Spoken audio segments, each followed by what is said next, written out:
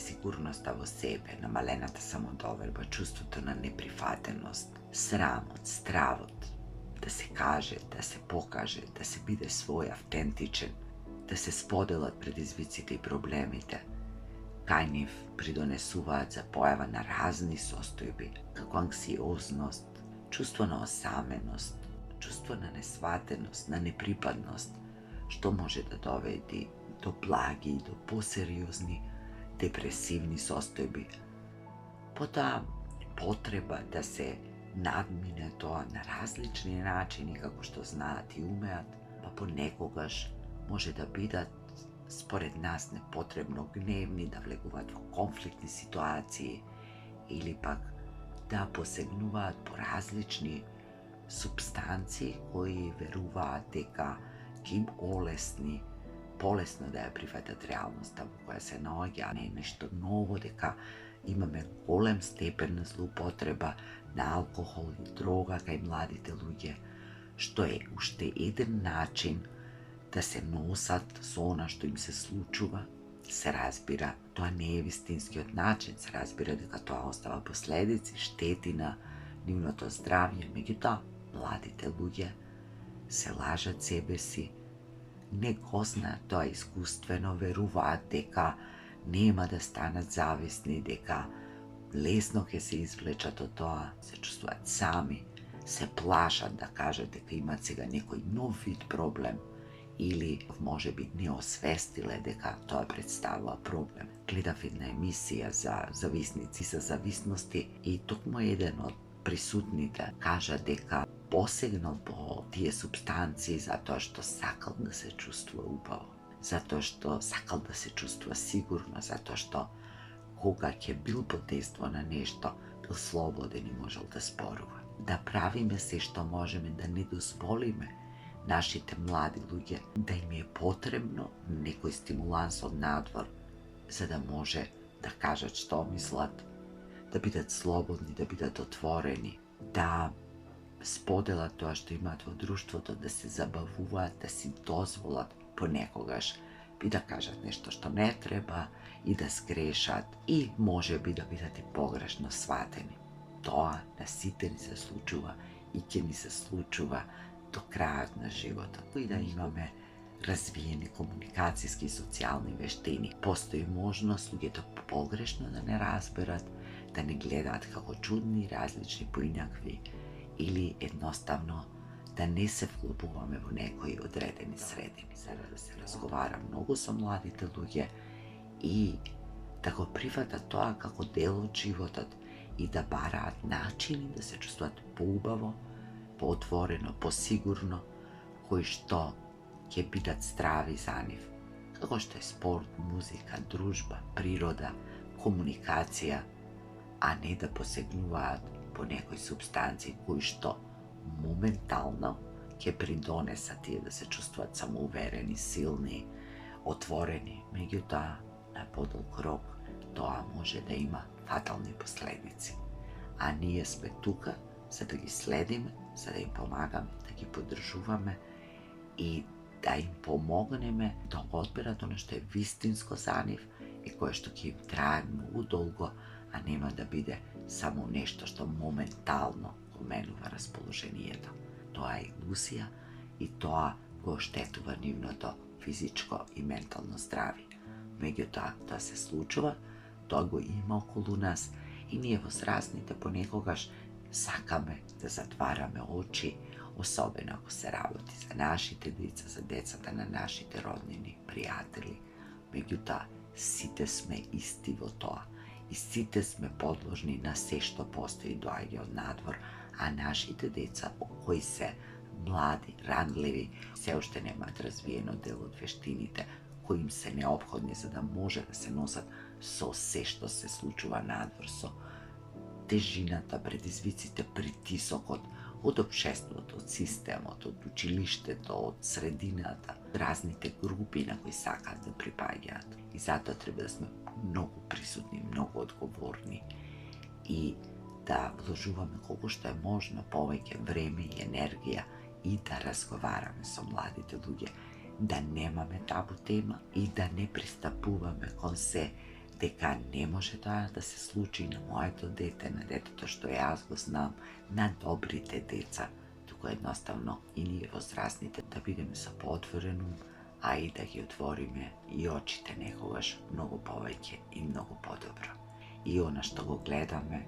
да не се правиме дека не го гледаме или дека не го препознаваме. И да не чекаме да помине, затоа што многу работи не поминуваат сами од себе. Се тоа што го спомнав, таа намалена самодоверба, несигурно слабите резултати во училиште, притисокот од надвор може да доведи до постојани конфликти, до висок степен на напнатост, нервоза, гнев,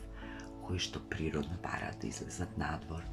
И понекогаш на младите луѓе им треба многу мал тригер за да избувнат, влезат во конфликт како поединци во групите на кои што припаѓаат, што доведува и до вербално и до физичко насилство, на што за жал, пак морам да кажам, секојдневно сведочиме, независно дали во нашата околина или постојано на порталите гледаме некои такви информации, за жал реков. И не можеме да се правиме дека насилството меѓу младите не постои. Да, постои. Меѓутоа, дури да е така, затоа зборував и во минатото видео, дури да влегле во конфликтни ситуации, дури да примениле насилство, особено ако се жртви на насилство, треба да имаат кому да се обрадат, кому да кажат, да не се плашат, да не се срамат, да имаат доверба. Затоа е битна секојдневната, редовна, континуирана и здрава комуникација. За да бидеме присутни во животите на нашите деца и за тие во нас да имаат доверба, да не чувствуваат доволно блиски, за да може да ни ги кажат и оние работи кои можеби како родители не сакаме секогаш да ги чуеме.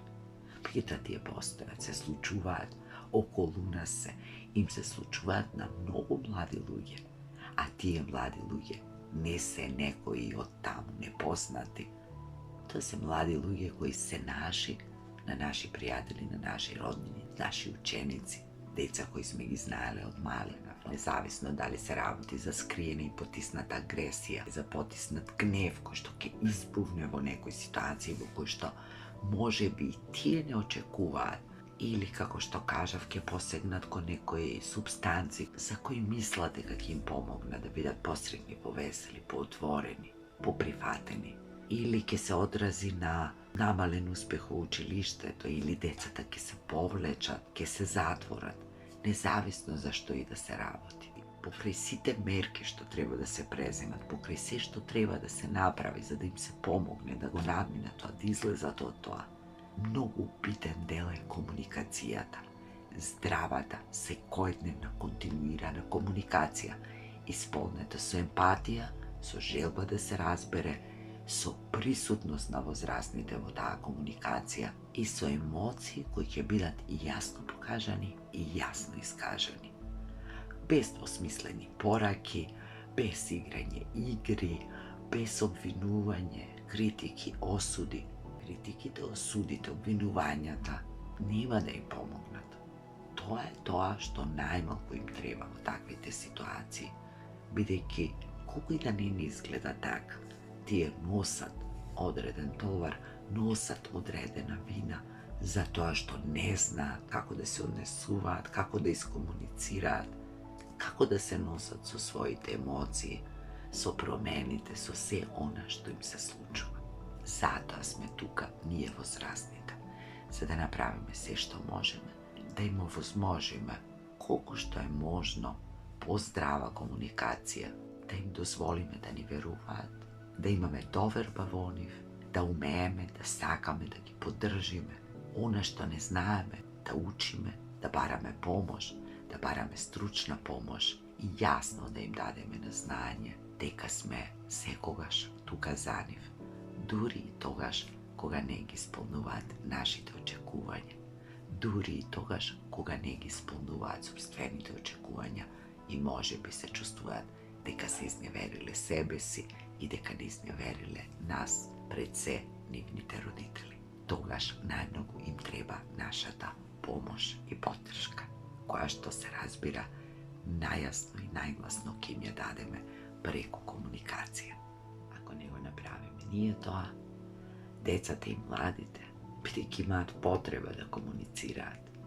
ke najdat različni drugi načini, izvori, prijatelji, grupi, da komunicirat, nezavisno da li vo virtualniот svet online ili vo realniот život. Da tije prijatelji, pojedinci, grupi ne se sekogaš dobronamerni i ne možat sekogaš da im pomognat i da im je dadat vistinskata podrška. Дури некогаш може да направат многу поголема штета и да извршат негативно влијание врз нив. Но за тоа ќе зборувам во следното видео, а до тогаш ви посакувам убава комуникација со младите луѓе, ако сте млади луѓе, убава комуникација со возрастните, да правиме и едните и другите се што можеме, да се слушаме, да се разбираме, да се почитуваме, да бараме помош ако не можеме да го направиме тоа, заради себе и заради другите, заради сочувување на менталното здравје и заради поквалитетен живот и подобри односи на сите. Ви благодарам што ги гледате моите видеа, ставете лайк на ова видео ако ви се допаѓа, приклучете се на каналот ако не сте го направиле тоа, односно притиснете го звончето subscribe. Ви посакувам се најубаво.